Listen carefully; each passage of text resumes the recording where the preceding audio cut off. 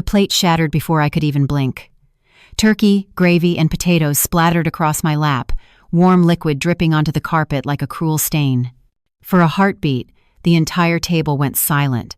The music, the laughter, the clinking of silverware all seemed to vanish. My daughter Linda stood over me with a smirk that didn't belong on the face of the child I once cradled. "You're just a useless freeloader," she spat, her voice carrying through the festive air like poison. Mark leaned back in his chair, crossing his arms, a smirk tugging at his lips. "If you can't pay, you don't stay," he added, almost as if this humiliation was entertainment. I sat frozen, hands trembling, staring at the wreckage of food at my feet. The Christmas lights twinkled above me, but their glow felt mocking, cruel. Olivia and Noah, my sweet grandchildren, stared at me wide-eyed, confusion painted on their innocent faces. "Why did you do that to Grandma?" Noah whispered, but no one answered. In that moment, with my family eating around me as though nothing had happened, I realized the truth. I was no longer a mother, a guest, not even family. I was just a burden, a shadow living in the corners of a house that wasn't mine. Just a year earlier, I had believed moving in with Linda was a blessing. My husband Robert had passed suddenly from a heart attack, leaving me with a modest pension that barely covered the basics. Our little home felt like a tomb without him, empty rooms echoing with silence, nights colder than the wind outside. Linda's invitation had felt like salvation. "Come live with us, Mom," she'd said, her hand squeezing mine. "You'll be with the kids every day. You won't have to be alone anymore." I had cried tears of gratitude, imagining mornings filled with laughter, afternoons helping Olivia with her drawings, evenings rocking Noah to sleep. I thought I was stepping into warmth, into family. But as the months passed, small cracks began to show. My presence wasn't the comfort Linda had promised, it was an inconvenience. My slow hands, my aching knees, my quiet ways, they all became fuel for her irritation. And then came the financial talks. "You need to help more with expenses, Mom," Mark had said, businesslike. "Groceries, utilities, activities for the kids, it all adds up." So I gave what I could. $900 from my $1,800 pension, then $1,200 when they insisted costs had gone up. Each time I cut back on myself, skipping medicine, skipping meals, pretending it didn't matter, but it mattered. It mattered every time Linda looked at me, not as her mother, but as a bill she resented paying. And then, that night at Christmas, she proved it. She stripped me of every ounce of dignity I had left, in front of the very grandchildren who still believed I was someone worth loving. I went to bed that night with gravy stains on my dress and tears burning my cheeks. But somewhere in the ache of humiliation, a new feeling stirred anger. And anger, I would learn, can be the beginning of freedom. After Robert died, the silence of our little house nearly swallowed me whole. For more than 40 years, his voice had been the soundtrack of my days, his soft whistle in the morning, the rustle of his newspaper at night, the way he said, "Good job, teacher," whenever I brought home stories about my students. Then, one spring morning, he was gone. A heart attack, the doctor said. Quick, painless. For him, maybe, but not for me. I tried to live alone. I truly did. I cooked meals for one, sat at a table set for two, and went to bed staring at the space where Robert used to sleep. The pension checks arrived $1,800 each month, but the money didn't fill the emptiness. It barely covered the bills, the medication, the endless loneliness. There were days I didn't get out of bed. Days I stared at unopened mail piling up, the TV buzzing with some soap opera I wasn't even watching. I told myself I was strong, that I had survived the Great Recession, the loss of my parents, the grind of teaching classrooms filled with restless children. But grief is its own beast, it gnaws at you when no one's looking. That's when Linda began to visit more often. At first, her voice was gentle, concerned. "Mom, this isn't healthy," she'd say, glancing at the dishes in the sink, the stack of envelopes on the counter. "You can't keep living like this." I wanted to tell her I was trying, that I wasn't weak, just broken. But when I opened my mouth, all that came out was silence. Then one afternoon she placed her hand over mine. "Why don't you come live with us? We have space. The kids would love having you there. You wouldn't be alone anymore." It sounded like a lifeline, a second chance. I hesitated, of course. "I don't want to be a burden," I whispered. You wouldn't be, she insisted. Mom, this would help all of us. Olivia and Noah miss you. Mark and I are busy with work. You'd have purpose again. Even Mark, who rarely spoke more than a few sentences in my presence, chimed in with a nod. It makes sense, and financially, it'll balance things out. I should have heard the undertone in his voice, but back then, I only heard the word family. So, 2 weeks later, I was packing up boxes. Each item I wrapped in newspaper was a memory: Robert's chipped coffee mug, the old quilt we bought at a yard sale, the picture of us on our 20th anniversary. I cried over every object, but Linda hugged me, whispering, "This is a fresh start, Mom." When I arrived at their home, Olivia had made a glittery sign, "Grandma's room, knock first." I laughed through my tears. Noah tugged on my sleeve, dragging me to his room to show me his Lego tower. That night, as I tucked Olivia into bed, she whispered, "I'm glad you're not going to be alone anymore, Grandma." For the first time since Robert's death, hope bloomed in my chest. The first weeks were everything I had dreamed. I woke up to children's laughter, to the bustle of a household alive with energy. I cooked breakfast, folded laundry, and helped with homework. At night, I told stories until Noah fell asleep clutching his toy dinosaur. Linda smiled more than, even thanking me once for the pot roast I made. I clung to those moments like a drowning woman clings to driftwood. But even then, shadows lurked at the edges. I noticed the stack of bills on Mark's desk, the late notices shoved in a drawer. Once, I overheard them whispering late at night words like credit cards, mortgage, overdue. I brushed it off, convincing myself that every family had struggles. I told myself my presence was easing their burden, that my pension check, my cooking, my babysitting, it all meant I was useful, needed, loved. I didn't realize then that usefulness is not the same as value, and love can sour into resentment when money enters the equation. That truth would come crashing down on me the night the Christmas plate shattered at my feet. The first month under Linda's roof felt almost like a second chance at motherhood. I woke each morning to the clatter of cereal bowls and the shrieks of children chasing each other down the hall. The house hummed with life, a welcome contrast to the suffocating silence of my old place. For a while, I let myself believe that maybe Linda had been right, maybe this really was the answer to my loneliness. I poured myself into helping. I cooked breakfast while Linda got ready for work, walked Noah to the bus stop, and folded laundry with Olivia as she chattered about her art projects. I swept floors, scrubbed counters, and ironed shirts. No one asked me to. I simply wanted to show my gratitude. Every chore felt like proof that I wasn't a burden, that I deserved the space I had been given. At first, Linda seemed appreciative.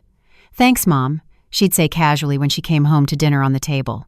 Mark even complimented my pot roast one evening, though he quickly added, "Saves us from ordering out again." I told myself it was praise, even if it felt more like calculation. But slowly, things began to shift. It was in the way Linda sighed when I moved too slowly in the kitchen, brushing past me with a muttered, "I'll just do it myself." Or how she rolled her eyes when I forgot where she kept the new dish towels. Once, while I was reading to Noah, she poked her head into the room and said, "He's got homework, Mom, he doesn't need fairy tales anymore." Each comment was small, almost dismissible, but together they started to feel like tiny cuts, slicing away at the fragile hope I had built. The first real blow came one evening at the dinner table. Mark cleared his throat, glancing at Linda before turning to me. "Marie," he began, his voice deliberately polite, "we've been looking at our expenses. With you here, naturally, the bills are higher: groceries, water, electricity. We thought it would be fair if you contributed a little toward household costs." My fork paused halfway to my mouth. "Of course," I said quickly, eager to please. "I can help. I get $1,800 a month from my pension. How much would you like me to contribute?" Linda exchanged a quick look with him, then said, "900, half. That seems reasonable." Half. The number made my stomach tighten, but I forced a smile. "Yes, that's fair." That night, alone in my room, I spread my bills across the bed: medication, phone, a few small indulgences like books from the thrift store. With 900 gone, I could manage, but only if I cut corners. I told myself it was worth it. Family was worth it. But soon even my effort seemed invisible. When I scrubbed the bathroom, Linda pointed out a missed spot. When I cooked dinner, Mark complained it was too salty. The words thank you vanished from their vocabulary. Instead, I became she. Is she joining us for dinner? Mark would ask, even if I was standing right there. She left the laundry in the machine again, Linda muttered one afternoon. She. Not Mom. Not Marie. Just she. I tried to brush it off, reminding myself of Olivia's hugs and Noah's laughter. The children still loved me without reservation. Olivia begged me to watch her draw, and Noah curled up against me during cartoons. But even that seemed to bother Linda. Mom, don't coddle them, she said sharply one evening. They need independence. Independence. They were children, but I swallowed my protest as I always did. The cracks widened further on a Saturday morning. I came downstairs to find the house empty. On the counter, a note in Linda's handwriting. Took the kids to the amusement park with friends. Back late. No invitation, no mention of me. I spent the day alone, staring at old photographs of Linda as a little girl, her first dance recital, her high school graduation, the proud smile on Robert's face. I pressed the photos to my chest, wondering when my daughter had stopped seeing me as family and started seeing me as excess baggage. I told myself things would get better, that money was just tight, that stress made people sharp. But deep down, a whisper had already started. This is not what she promised you. This is not love. And yet, I stayed, because where else could I go? By the third month, I began to notice how money crept into nearly every conversation. At first it was subtle, Linda sighing as she flipped through bills at the kitchen counter, Mark muttering about the price of gas. But soon, it became louder, sharper, impossible to ignore. One evening, after the children had gone to bed, Linda sat me down at the table. She had a folder in front of her, neatly stacked with receipts and invoices. Mark leaned against the counter, arms crossed, his face set in that smug half-smile I had learned to dread. Mom, Linda began, her voice sweet but edged with something colder. Mark and I have been reviewing the household budget. Costs are rising: groceries, utilities, the kids' activities. $900 isn't covering it anymore. I felt my stomach tighten. I'm already giving you half of my pension, I said softly. That's $900. Mark cut in. If you rented a room anywhere else, it would cost more than that. Here, you're not just getting a roof over your head, you're getting meals, heat, and family. $1,200 is more appropriate. $1,200. Almost everything I had. My chest constricted, but I forced myself to stay calm. That would leave me with only $600. I still need to pay for my medications, my phone, small personal expenses. Linda's smile thinned. Mom, we're not asking for charity. We're being realistic. You're part of this household, and everyone has to contribute. We can't carry you for free. The word carry stung more than the number. Carry me, as if I were some dead weight dragging them down. I agreed, because what else could I do? That night, I sat on the edge of my bed with my pill bottles spread out before me, calculating how I could stretch each prescription. Maybe I could take half doses. Maybe I could skip a few days. My health became a ledger, balanced against their demands. But it wasn't just the money. Their attitudes shifted with it. Mark no longer addressed me directly. Is she coming with us? He'd ask Linda, as if I weren't sitting right there. Does she need a ride, or can she take the bus? She. Not Mom. Not Marie. Just an extra mouth, an added expense. Even the children noticed. One afternoon, Olivia tugged at my sleeve as I folded laundry. Why is Mommy always mad at you? She asked in her small, worried voice. I swallowed hard, forcing a smile. Sometimes grown-ups get stressed, sweetheart. It's not your fault. But it was mine, wasn't it? At least that's how Linda made it seem. The final straw came on a Saturday. I had spent the morning preparing pancakes for everyone, even adding blueberries the way Olivia liked. I set the table carefully, wanting to create one of those cheerful family breakfasts I remembered from when Linda was little. They came downstairs late, half distracted. Linda glanced at the food, then at me. You didn't have to cook, Mom. We're meeting friends for brunch. She ushered the children out the door while the pancakes cooled on their plates, untouched. Mark tossed a casual, "Don't wait up," over his shoulder as he followed. The house fell silent. I stood in the kitchen staring at the uneaten food, the syrup still warm in its pitcher. For the first time, I admitted to myself I was no longer family here. I was staff, unpaid except for the privilege of giving away nearly every cent of my pension. I cleaned the table, packed the pancakes into containers, and placed them in the fridge. Later that night, when Noah opened the door and squealed, "Grandma, leftover pancakes," I smiled, but inside something had cracked. Love should never feel like a bill. But in this house, that was all I had become, a line item in their budget. If not for Olivia and Noah, I don't think I could have lasted as long as I did under Linda's roof. They were my sun on the darkest days, pulling me out of the shadows with their laughter and their questions and their unfiltered love. Olivia especially loved drawing.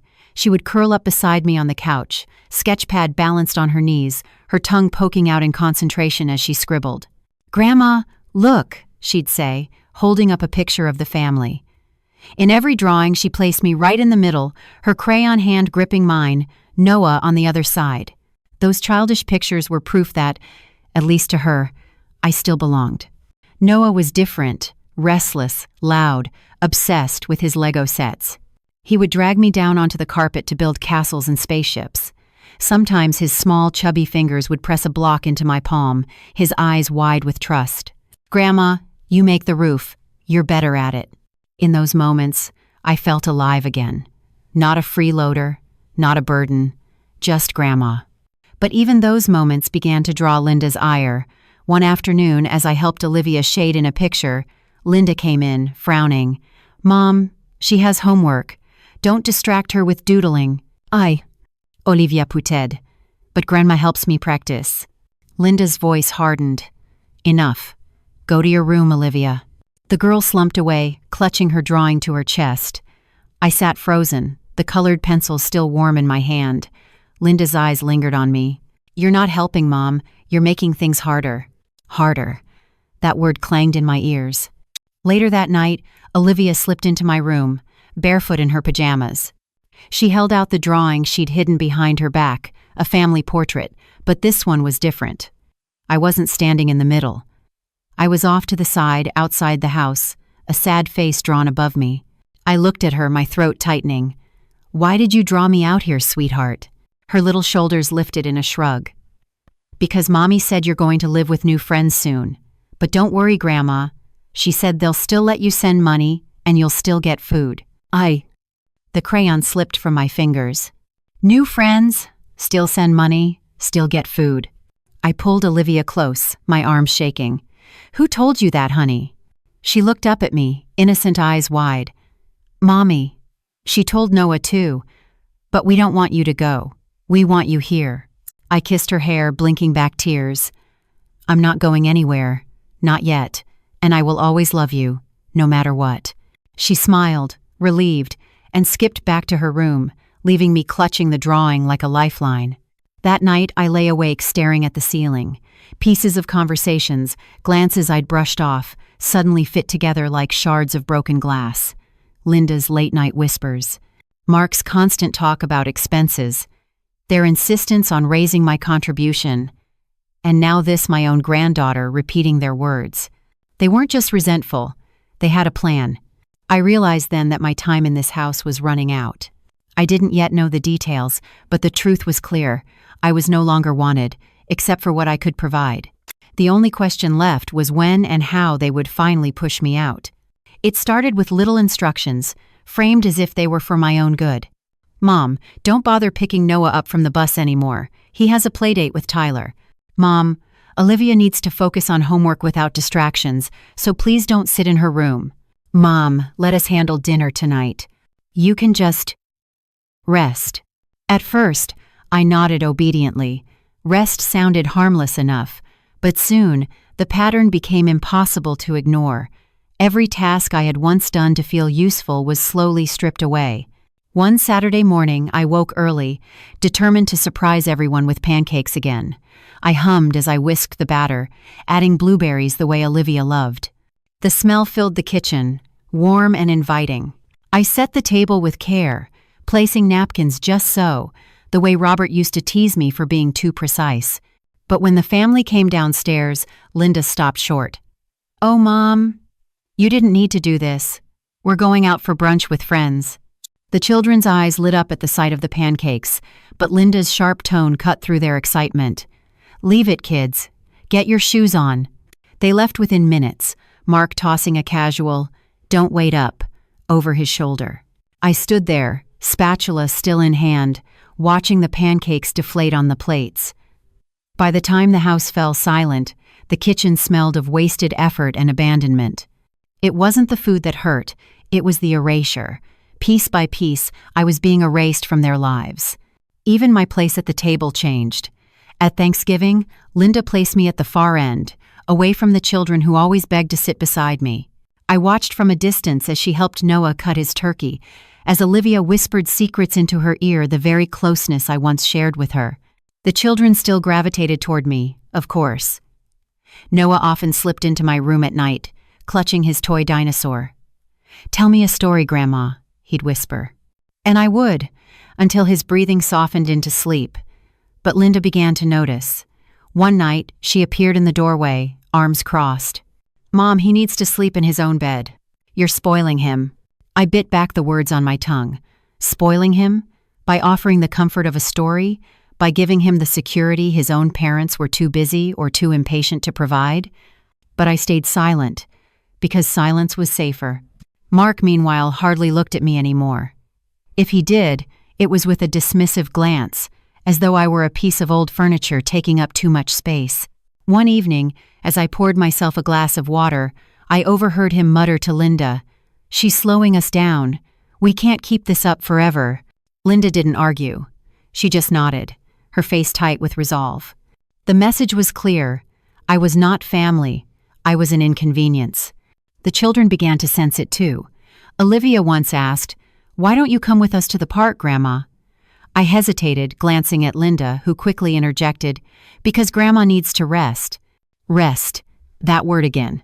It wasn't rest. It was exile. On another day, I returned from a short walk to find the house empty. A note lay on the counter. Took the kids to the water park. Back tonight. No invitation. No explanation. Just absence. I spent the afternoon alone, flipping through photo albums I had brought with me. Pictures of Linda as a child, her gap-toothed grin on the first day of school, her shy smile at her first dance. I pressed my hand to her face in the photo, whispering, "What happened to you, my girl? Where did your kindness go?" But no answer came, only the hum of the refrigerator and the ticking of the clock. By the end of that 6th month, the walls of the house felt like they were closing in on me. I had given nearly all of my pension, nearly all of my energy, and nearly all of my dignity. And still, it wasn't enough. I was no longer a mother in their eyes. I was no longer even Grandma, not really. I was she, an extra mouth, a silent shadow. And though I didn't know it yet, Christmas would prove just how disposable they believed I truly was. The house sparkled with holiday cheer that night. Strings of lights glowed around the windows. The scent of roasted turkey and cinnamon filled the air, and faint Christmas music drifted from the living room speakers. Olivia and Noah bounced in their seats at the table, their eyes wide with excitement. For a moment, I let myself imagine this would be different, that maybe Christmas could remind us all of what family really meant. I sat at the far end of the long dining table, my hands folded in my lap, trying to ignore the empty chair beside me where Robert should have been. My heart ached, but I told myself to focus on the children, on the laughter, on the warmth. When the platters began to pass, I held my plate out carefully. My hands trembled a little, but I smiled, eager to take part in the meal. Linda reached for the serving spoon, heaping slices of turkey and mashed potatoes onto a plate. She leaned toward me, her face unreadable. "Here you go, Mom," she said, her voice sweet but sharp beneath the surface. I reached out, ready to take the plate. For one foolish second, I thought maybe this was a peace offering. Maybe she was softening, giving me the kindness I had been longing for. But then, she let go. The plate slipped before my hands could grasp it, crashing onto the floor with a sickening crack. Food splattered across my skirt, gravy dripping down onto the carpet. The sound echoed through the room, sharp, final, humiliating. I froze, staring at the wreckage at my feet. My cheeks burned as hot tears pricked at the corners of my eyes. Linda's voice cut through the silence. "You're just a useless freeloader," she spat, her eyes cold. A hush fell over the table. Even the Christmas music seemed to fade away. Mark leaned back in his chair, folding his arms, smirking as though he had been waiting for this moment. "If you can't pay," he said loudly, "you don't stay." Olivia gasped, her little hand flying to her mouth. "Mom, why did you do that to Grandma?" "Because Grandma has to learn responsibility," Linda answered smoothly, as if she were explaining something simple to a child. "When adults don't contribute, they don't get to participate." Noah slid off his chair, his small footsteps pattering across the floor. He picked up his dinner roll and pressed it into my hand. "You can have mine, Grandma. I'm not hungry." His eyes were wide, frightened, but full of love. "Sit down, Noah," Linda snapped, her voice sharp as a whip. "Grandma is fine. She just needs to understand her place." The boy's shoulders drooped as he returned to his chair. The room remained silent, except for the scrape of forks against plates as everyone else continued eating, pretending nothing had happened. I sat frozen, my hands trembling so badly I had to set the roll down. Every bite they took, every laugh they shared, felt like another blow. I was invisible. Or worse, I was visible only as the object of their contempt. My mind reeled with memories. The nights I stayed up late grading papers so Linda could have piano lessons, the vacations Robert and I never took so we could save for her college, the hours I worked at a second job just to buy her the graphing calculator she needed for math class. All of its sacrifices, love, devotion had been reduced to this moment, to broken china and spilled gravy, to the word freeloader. I swallowed hard, blinking back tears. I refused to let them see me cry. Not tonight. Not like this. Finally, I rose from my chair, my legs unsteady but my back straight. I placed my empty plate on the table, careful not to let it clatter, and walked toward the stairs. Every step felt like wading through cement, but I forced myself forward. Upstairs, in the small yellow room they called mine, I sank onto the bed. The twinkling lights of the little Christmas tree I had decorated blurred through my tears. For a moment, the weight of humiliation crushed me, threatening to suffocate me entirely. But beneath the ache, something else stirred. Something I hadn't felt in years. Anger. Pure, searing anger, sharp enough to slice through the fog of despair. Downstairs, the sound of laughter floated up, muffled by the walls. They thought they had won. That I would accept their cruelty the way I had accepted every sigh, every eye roll, every dismissal. But they were wrong. In humiliating me tonight, they had given me something far more powerful than their scorn. They had given me clarity. I would not stay silent anymore. This was not the end of my story. It was the beginning. I didn't sleep that night. I lay on the bed in my little yellow room, staring at the ceiling, the muffled sounds of Christmas laughter drifting up from below. Every burst of cheer from the dining table felt like a nail being driven deeper into my chest. I could still hear the shattering plate, still feel the hot splash of gravy soaking my skirt. I could still see Noah's small hand offering me his dinner roll, Olivia's wide eyes filled with confusion. But most of all, I could hear Linda's voice, sharp and merciless. "You're just a useless freeloader." The words burned through me like acid. I pressed my palms against my knees, trying to steady the shaking. Was this what I had become in her eyes? A burden? An extra mouth? Had 40 years of sacrifice, of motherhood, of sleepless nights and endless giving all been erased in a single cruel sentence? For months, I had convinced myself it was just stress, that Linda didn't mean the sighs, the eye rolls, the coldness. Mark's dismissive smirks were just the byproduct of financial strain. I told myself to be patient, to endure, to be grateful for a roof over my head. But gratitude has its limits. Tonight, something inside me shifted.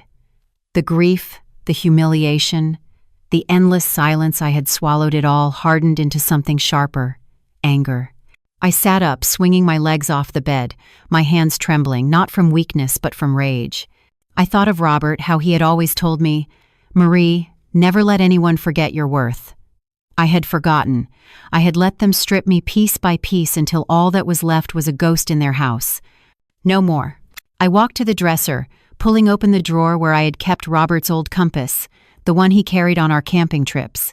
I held it in my hand, the metal cool against my skin. He used to say it always pointed us home, no matter how lost we were. Tonight it reminded me that I still had a direction, even if I didn't yet know the path. I looked at the small Christmas tree on my nightstand, its tiny lights blinking cheerfully. What a cruel joke that this season of joy had become the stage for my humiliation. But as I stared at the tree, I realized it was also a symbol, light in darkness, hope in despair. I would not let this be the end of me. Downstairs, laughter rose again. Mark's deep chuckle, Linda's sharper laugh. My stomach twisted, but my anger steadied me. They thought I was powerless, dependent, trapped. They thought I would accept being reduced to a freeloader while they drained my pension and dismissed my existence. But they had underestimated me. I wiped my tears, stood tall, and walked to the small desk in the corner. I pulled out a notebook and a pen. If they thought I was blind to their schemes, they were wrong. I would watch. I would listen. I would gather every scrap of evidence of how they truly saw me, of what they were planning. And when the time came, I would be ready. For now, I wrote down the words that had been hurled at me that night. Useless freeloader. I underlined them twice. Not because I believed them, but because I wanted to remember how they had tried to define me so I could prove them wrong. By dawn, the house was quiet again. I made myself a cup of coffee in the empty kitchen, the remnants of last night's feast packed away in the fridge. No one had thought to save me a plate. I smiled bitterly. That was fine. I had no appetite anyway. As I sipped the bitter brew, I felt a strange calm settle over me. The humiliation hadn't broken me. It had ignited something I hadn't felt in years: resolve. I wasn't sure yet how I would fight back. But I knew this much: I would not let my story end as the old woman tossed aside, stripped of dignity in her daughter's home. No, this was the beginning. And when the next battle came, I would be ready. The morning after Christmas, the house was unusually quiet. Linda and Mark were still in bed, the children wrapped in their new toys, their laughter muffled behind closed doors. I moved through the kitchen like a ghost, washing the coffee pot, wiping down counters no one had dirtied, anything to keep my hands busy. But the words from last night still clung to me like smoke. Useless freeloader. I had promised myself I wouldn't cry again. Instead, I would watch, listen, and notice. They thought I was too old, too weak, too slow to see what they were doing. They were wrong. Later that afternoon, while tidying the living room, I noticed an envelope poking out from beneath a stack of magazines on the coffee table. It bore the letterhead of a law firm I didn't recognize. My first instinct was to leave it untouched. After all, it wasn't addressed to me. But something tugged at me, a whisper of warning. I slid it out carefully and unfolded the letter. My blood ran cold. It was a confirmation of an appointment in early January regarding a power of attorney modification. The draft document attached would give Linda full control over my finances and the right to make decisions about my residency and care. Residency, care, words that sounded benign but carried the weight of betrayal. My hands trembled as I folded the letter back into its envelope. I replaced it exactly where I'd found it, but the knowledge gnawed at me. They weren't just unhappy with me. They were planning to strip away what little independence I had left. That evening, I excused myself from dinner early, claiming a headache. Upstairs, in my room, I opened my notebook and wrote down everything I had seen: the date of the appointment, the firm's name, the phrases that chilled me. Then I underlined one word 3 times: relocation. The next day, my suspicions deepened. While looking for a spare light bulb in the hall closet, I opened a box that wasn't mine. Inside was a glossy brochure with cheerful pictures of seniors playing bingo and smiling at a camera. Golden Acres Assisted Living. Affordable, comfortable, secure. I flipped through its pages, my stomach twisting tighter with each line. Shared rooms, basic services, $500 per month, all inclusive. $500. The exact amount Linda and Mark would save if they sent me there while still siphoning my pension. I stared at the smiling faces in the brochure. They looked forced, like masks hiding despair. I imagined myself crammed into a room with strangers, my dignity reduced to a bed and a plastic chair. Was this the new friends Olivia had mentioned? I sat down heavily on the edge of my bed, clutching the brochure. For months I had told myself I was imagining things, that their coldness was just stress. But this was deliberate, planned. That night I barely touched my food. Linda didn't notice. Or maybe she didn't care. She was too busy telling Mark about the upcoming bills, how things would finally get easier in the new year. He smirked, nodding, and I saw it now for what it was. Calculation. After dinner, I retreated upstairs again. I pulled out the brochure and the notes I had written in my journal. My hands still shook, but not from fear this time. From fury. I wasn't crazy. I wasn't paranoid.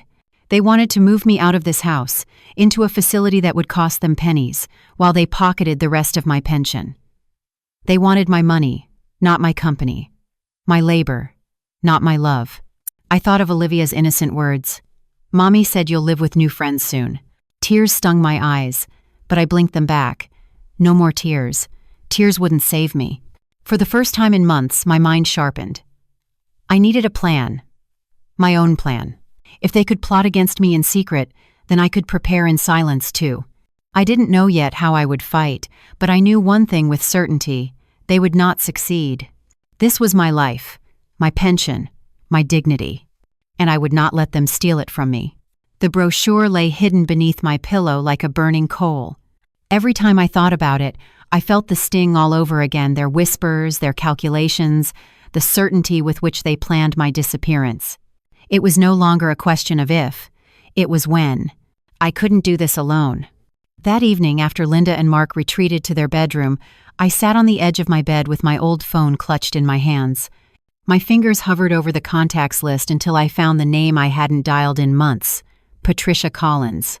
Patricia and I had met decades ago, teaching at the same elementary school. She was the kind of friend who never sugarcoated her advice, but always gave it with love. When Robert died, she had come by with casseroles and late-night phone calls, though I had slowly drifted away, ashamed of my grief. I pressed call. Marie? Her voice was warm, familiar, instantly pulling me back to simpler times. Merry Christmas, dear. How are you holding up? I swallowed hard. My throat felt tight.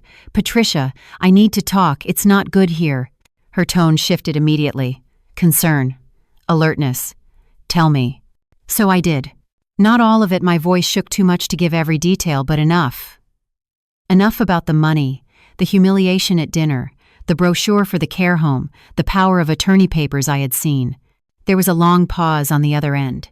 Then Patricia said, her voice steady but trembling with outrage, "Those ungrateful vultures. Marie, this isn't just cruel, it's exploitation, possibly even fraud. You can't stay there." The dam inside me broke. Tears slipped down my cheeks, though I kept my voice low so no one would hear. Where would I go? I gave up my house. My pension barely covers anything. They'll take everything if I leave. Listen to me, she said firmly. You're not alone. You still have friends and you still have rights. Come to me. Stay here until you figure it out. I've got a spare room. It's small, but it's safe. And more than that, it's yours. Her words hit me like a lifeline thrown to someone drowning. A place to go. Someone who believed me. I don't want to be a burden, I whispered, the same words I had said to Linda months earlier. Patricia let out a sharp laugh. Marie, a burden is someone who takes and never gives back. You've spent your whole life giving.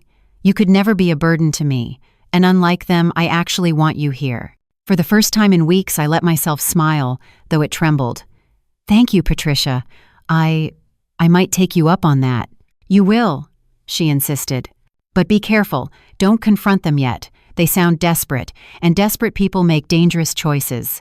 Watch, listen, collect proof, and when you're ready, you walk out that door and don't look back. We spoke for nearly an hour, her words wrapping around me like a blanket I hadn't known I needed. When I finally hung up, I felt lighter. Not safe yet, but no longer completely trapped.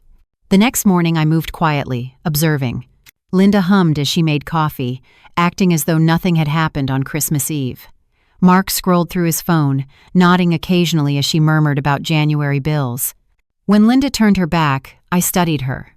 How easily she carried on, as though the night she called me a freeloader had been nothing but a casual comment, as though the papers and the brochure didn't exist. I knew better now. I excused myself, retreating to my room. From the drawer, I pulled out my notebook, adding a new entry, called Patricia. Offered me a place. Don't let fear stop you. Then I tucked the brochure deeper under my pillow. I would keep it hidden for now, a secret ember fueling my determination. Patricia was right. I needed proof. Real, undeniable evidence of their intentions. I needed to know exactly how far they were willing to go and how soon.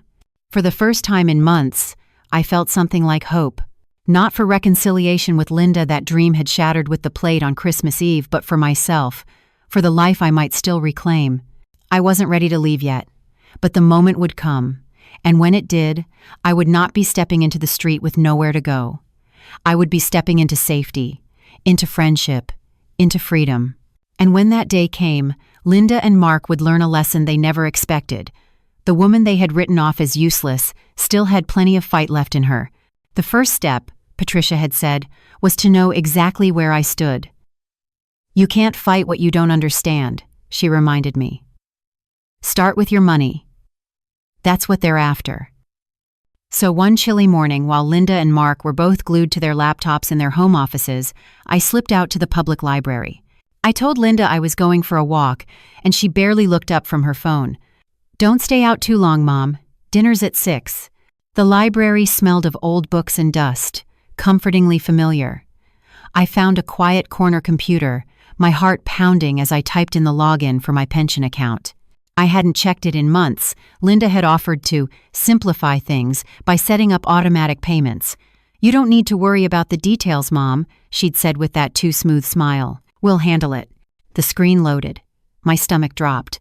The automatic transfer I thought was $900 each month was actually $1,200. They had been taking more than we agreed, $300 more, every month. I clicked through the statements, my hands trembling on the mouse. There were other withdrawals too, small but steady, 40 here, 80 there labeled household. Not my handwriting, not my permission. Tears blurred my vision. They weren't just planning to take control. They already had. I printed the most recent statement and folded it into my notebook. Proof, one piece of proof. Leaving the library, I felt both sick and strangely empowered. Now I knew. Now I had something tangible. Back at the house, I played the part of the quiet, obedient mother. I washed dishes, folded laundry, and kept my voice soft. Linda and Mark barely noticed me, which was just as well. It gave me time to think. That night, after the children went to bed, I sat at my desk, Robert's compass beside me, the pension statement open in front of me. I made a list. Change direct deposit, move pension into new account, check the power of attorney. What had I signed? Find a safe place for important documents. Pack essentials. The act of writing steadied me. For so long I had drifted through each day in a fog of humiliation. Now I had a plan. A few days later, I took another risk. While Linda was upstairs bathing the kids and Mark was outside shoveling snow, I slipped into their office. My hands shook as I pulled open the bottom drawer of the filing cabinet. Bills, mortgage papers. And then, tucked in a neat folder labeled Mom, another draft of the power of attorney. This one gave Linda not just financial control but authority over my medical decisions. I snapped a quick photo with my phone and slid it back, careful to leave no trace. When I returned to my room, my knees nearly gave out beneath me. My daughter, my only child, was preparing to strip me of every ounce of independence. She wanted my money, my choices, my future. But she didn't know that I knew. That night, I hid my most precious belongings in 2 small suitcases. Robert's compass, my medications, a handful of clothes, the pearl earrings my mother had left me, and the notebook where I was recording everything. I tucked the bags deep into the back of the closet, behind heavy winter coats. If anyone looked, they would see nothing. But I knew. My escape route was slowly taking shape. Before bed, I called Patricia again, speaking in whispers. I found proof. They've been taking more money. And there's a new power of attorney. Good, she said firmly. Not good that they're doing it, but good that you've got evidence. Keep everything you can. When you leave, you'll need it. Her confidence bolstered me. For the first time in months, I slept without nightmares. Linda and Mark still thought I was meek, oblivious, too old to notice what was happening. They thought they could move me like a chess piece, out of their home and into some cheap facility, while they pocketed the rest of my pension. But the game was changing. And soon, they would learn I wasn't just a pawn. The days after New Year's blurred together in a haze of quiet pretending. I smiled when Linda spoke, nodded when Mark rattled off bills, and played the obedient mother who caused no trouble. On the surface, I was the same shadow. I had always been silent, compliant, grateful. But beneath that mask, every moment was preparation. At night, when the house finally settled into sleep, I sat at my desk with pen and paper. My hands trembled as I wrote the words my heart could no longer keep inside. Dear Olivia, Grandma loves you more than you'll ever know. I see the way you draw us hand in hand, and it reminds me that love can survive even in the hardest places. If one day you wake up and I am not here, please remember it is not because I wanted to leave you. It is because I had to protect myself. Never believe anyone who says I stopped loving you. Dear Noah, my little builder, thank you for sharing your Legos and your laughter with me. You reminded me that joy still exists, even when the world feels heavy. If you ever wonder where Grandma went, remember that I will always be cheering you on, even if you can't see me. Build big, dream bigger, and never let anyone tell you that you're too small to matter. Tears blurred the ink, but I kept writing, sealing each letter in an envelope and tucking them into the back of my notebook. One day, they would find these words. Maybe not soon, but someday. I couldn't let Linda and Mark twist the story, painting me as the selfish one, the burden who abandoned them. My grandchildren deserve the truth that I loved them enough to leave before bitterness consumed me entirely. During the day, I played my role carefully. When Linda snapped, "Mom, don't fold the laundry like that, you wrinkle the shirts," I simply smiled and refolded. When Mark muttered, "She's using too much hot water again," I apologized and promised to be more careful. Inside, I recorded it all in my notebook, each insult, each slight, each piece of evidence that I was no longer seen as a mother but as a nuisance. I also began to practice small acts of disappearance. I left the dinner table early, claiming exhaustion. I spent afternoons at the library, under the guise of enjoying the quiet. Each time, Linda barely noticed, too absorbed in her own world to care. That was good. The less attention I drew, the easier it would be to slip away when the time came. One evening, as I was tucking Olivia into bed, she clutched my hand. "Grandma, you won't really go live with new friends, will you?" Mommy keeps saying it. My chest tightened. I forced a smile. "Sweetheart, no matter where I am, I'll always be your grandma, and you'll always be in my heart." She frowned. "That's not an answer. Children see the truth more clearly than adults." I kissed her forehead, whispering, "Sometimes answers take time, but I promise I will always love you." When I left her room, I nearly broke down in the hallway. Linda's words were poisoning them already, turning love into uncertainty. If I didn't leave soon, the children might begin to believe the lies. Back in my room, I checked my small suitcases once more. Clothes, medication, documents, Robert's compass, the letters. Enough to start over. Not much, but more than nothing. Patricia called that night, her voice a steady anchor. "How much longer do you think you can keep up the act?" she asked. "Not long," I admitted. "They have an appointment with the lawyer in 2 weeks. If I'm still here by then—" I trailed off, unable to finish. "Then don't be," she said firmly. "When you're ready, call me. I'll come get you. They won't stop you this time." I clutched the phone, a small spark of hope flickering in my chest. For months, I had been treated like a ghost in this house. But ghosts don't write letters. Ghosts don't make plans. Ghosts don't fight back. I was still here. And I was preparing for the day I would finally be free. The night before my escape, I could barely breathe. Every creak of the floorboards sounded like an alarm. Every gust of wind rattling the windows felt like a warning. I checked and rechecked my small suitcases, making sure nothing was left behind that might betray my plan too soon. Clothes, medication, Robert's compass, my notebook with the evidence, the letters to Olivia and Noah all tucked away neatly. I had rehearsed this moment in my mind for weeks. Leave quietly. Leave quickly. Leave before they have the chance to stop me.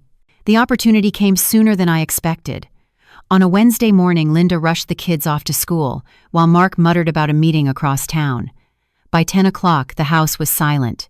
For the first time in months, I was alone. I stood in my room, heart pounding, staring at the packed suitcases hidden behind my coats.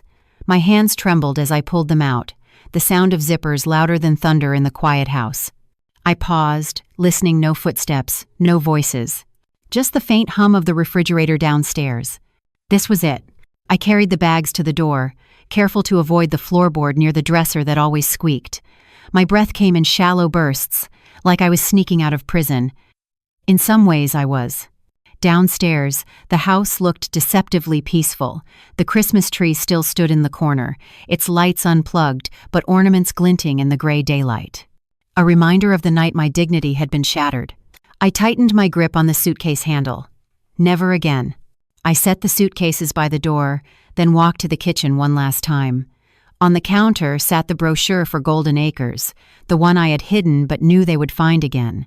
I stared at the smiling faces on its glossy cover, bile rising in my throat. That would not be my future. I took a sticky note from the drawer and scrawled a message in shaky handwriting. I am not your burden. I am not your freeloader. You will not control me anymore. Mom. I stuck it to the brochure and placed both neatly in the center of the counter, where Linda couldn't miss them. As I reached for the doorknob, I hesitated. Upstairs, Olivia's crayons still lay scattered on her desk. Noah's Lego spaceship sat half-finished on the living room rug. My heart twisted. They were innocent in all this. Leaving them felt like tearing out a piece of myself. But staying meant losing what little was left of me. I whispered into the silence, I love you, my darlings. Always. Then I stepped outside. The cold air hit my face like a blessing. For the first time in months, I felt the sky above me, wide and endless, not the low ceiling of a house where every corner echoed with disdain. My cab was waiting at the end of the driveway, just as Patricia had arranged. The driver nodded as I approached, saying nothing, simply loading my bags into the trunk. As we pulled away, I looked back at the house. Curtains drawn, driveway empty, ornaments still hanging in the window. To anyone else, it was just a suburban home. To me, it had been a cage. And now, I was free. The cab turned the corner, the house disappearing from view.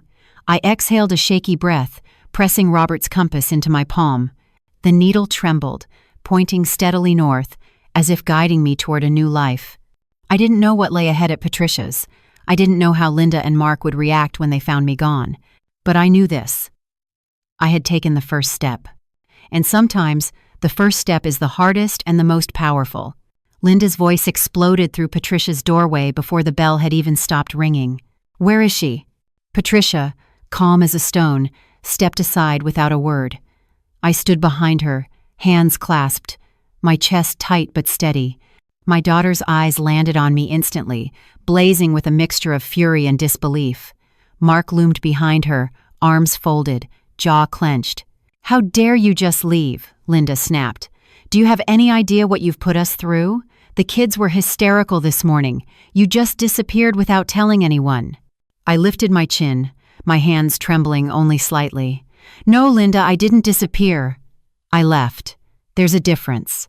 Mark let out a bitter laugh. Oh, come on, don't play the victim, Marie. You had a roof over your head, meals on the table, and a family to take care of you. And this is how you repay us? Running away like a coward? Patricia bristled, stepping forward. She's not a coward. She's surviving. And frankly, she owes you nothing after the way you've treated her. Linda's face flushed red. You don't understand. She's been living off us for months. Do you know how expensive it is to support another person on top of everything else? I reached into my bag and pulled out the folded pension statement, sliding it across Patricia's dining table toward Linda. Expensive? You mean the $1,200 a month you've been siphoning from my pension, or the extra withdrawals labeled household that I never authorized? Linda's eyes flickered, but she quickly masked it with indignation. That was just streamlining expenses. You didn't need to worry about the details. The details, I said, my voice rising, were my life, my money, my dignity. And you took them without hesitation. Mark leaned forward, his voice sharp. You're exaggerating. We had to make adjustments for the good of the family. You were part of that family. Everyone sacrifices. I looked him square in the eyes. Sacrifice? I gave up my home, my independence, half my pension, then nearly all of it. I scrubbed your floors, cooked your meals, babysat your children, and in return, I was called a freeloader. Linda's lips pressed into a thin line, but I saw the flicker of shame in her eyes. She tried to cover it with anger. "That was one comment, Mom. You're blowing it out of proportion." "One comment?" My voice shook, not with weakness but with fury. It wasn't just one comment. It was months of sighs, of eye rolls, of erasing me from every part of your life. You cut me out of the children's activities, you mocked my efforts, and you planned to throw me into a care home like a piece of old furniture. Don't you dare call that one a comment. The silence that followed was heavy, broken only by Patricia's steady breathing beside me. Finally, Linda's voice wavered. "We were overwhelmed. You don't know what it's like, Mom. The bills, the stress. You—" She broke off, her eyes wet, then hardened again. "You were supposed to help us. Don't make everything harder." I felt my heart crack, but I refused to bend. I did help, more than you'll ever know, and when it wasn't enough for you, instead of remembering I was your mother, you decided I was your burden. For the first time, Linda had no answer. Mark stepped in, his voice low and threatening. "So what now, Marie? You think you can just walk away? You think you can survive out there without us?" I placed Robert's compass on the table, its needle trembling north. "I survived before you, and I'll survive after you. What I won't survive is living in a house where I am treated as less than human." Patricia's hand touched my shoulder, grounding me. "She's not going back with you, so you might as well leave." Linda's eyes darted between me and the compass, her face crumpling for just a moment. "The kids, they'll be confused. They'll think you abandoned them." I swallowed the lump in my throat. "No, they'll know the truth. I left letters for them. They'll understand that I love them enough not to let you teach them that cruelty is normal." Tears spilled down her cheeks then, though she wiped them away angrily. Mark muttered something under his breath, but Linda grabbed his arm, tugging him toward the door. "This isn't over," she hissed, her voice breaking. "No," I said softly. "It's just beginning. For me." The door slammed behind them, the echo reverberating through Patricia's house. I sank into the chair, my body trembling with exhaustion, but for the first time in months, my chest felt light. Patricia squeezed my hand. "You did it." I nodded slowly, my eyes still fixed on the compass. The needle pointed forward, steady and true. For years, I had let myself be steered by duty, guilt, and fear. Tonight, I had chosen my own direction. No longer a freeloader, no longer a burden. I was Marie Thompson, a mother, a grandmother, a woman who had finally remembered her worth, and I would never let anyone take that away again. The first morning I woke up at Patricia's, I was struck by the silence. But it wasn't the suffocating, heavy silence of Linda's house. This was different. It was peaceful, free, the kind of quiet that allowed me to breathe deeply for the first time in months. Patricia had prepared the guest room with carefresh linens, a vase of winter flowers, even a small framed photo of the two of us from our teaching days. "You're home now," she said as she handed me a steaming cup of coffee. And for once, I believed it. At first, I moved slowly, as though waiting for someone to snatch the cup from my hands, to accuse me of being in the way. But no accusations came. Patricia chatted easily about her plans for the day, leaving space for me to join or to rest. For the first time in a long while, I was given a choice. The days that followed began to stitch me back together. I attended a book club at the library, where no one knew me as the freeloader, only as Marie, who loved stories and had once taught children to read. I began volunteering at the community center, helping young kids with homework. Their smiles reminded me of Olivia and Noah, and though the ache of missing them never left, the work gave me purpose again. One afternoon, while sorting through donated books, I found a worn copy of Charlotte's Web. My breath caught in my throat. That had been Linda's favorite bedtime story when she was a child. I remembered her small body curled against me, her wide eyes shining as I read about Wilbur and Charlotte. For a moment, grief threatened to crush me again. But I reminded myself, I had not lost everything.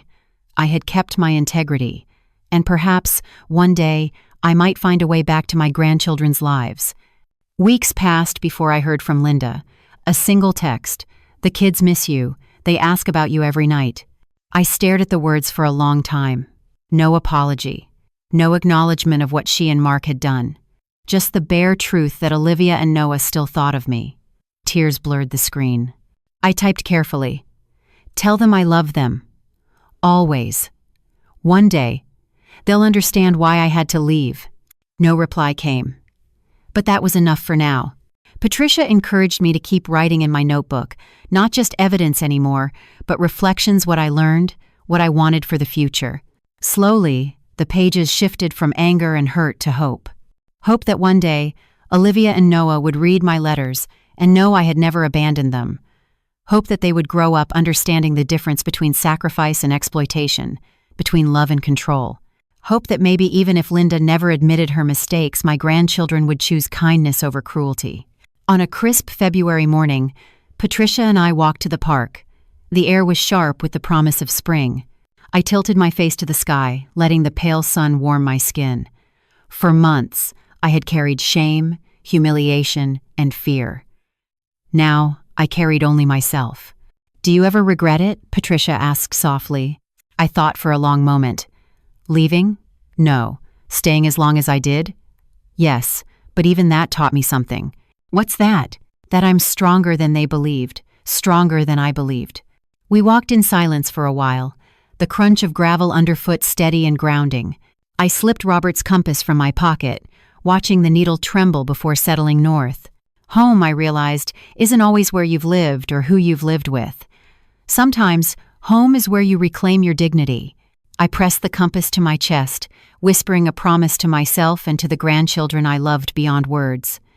I will never let them erase me, not as a mother, not as a grandmother, not as Marie. The sun broke through the clouds then, bathing the park in golden light. It felt like a blessing, and for the first time in years, I didn't feel like a burden. I felt free.